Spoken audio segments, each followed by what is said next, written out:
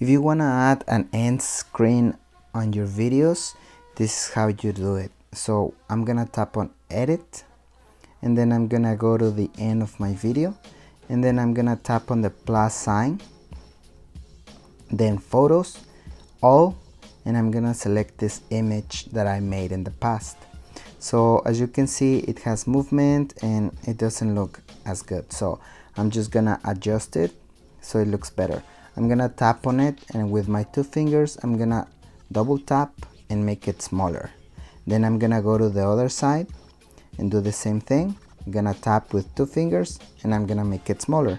Then I'm gonna erase this transition. I'm gonna tap on it and then tap on no transition, and then I'm gonna go to my timeline right here, and as you can see, it didn't work, so I'm just gonna do it again because it has movement, and then I'm gonna do it again, and then it's gonna stay like that. So now it looks better.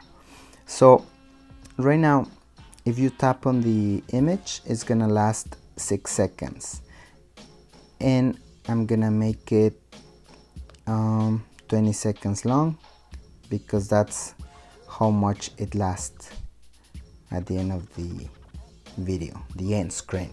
So now I have my 20 seconds and I have 2 squares, and at the end they're gonna create a frame around my videos, and this one too is gonna create a little red background behind the subscribe button.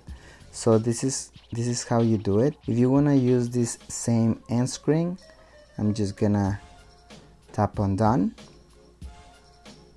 and I'm gonna play.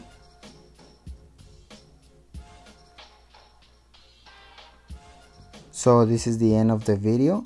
Now you can take a screenshot, and in this way you can use the same size that I'm using, because this is the one that I'm using in every end card that I have in my videos. You can take a screenshot and use the same, and if you want to change colors, you can use an editing image app, and then you can fix, and then you can switch things around, because that's what I did.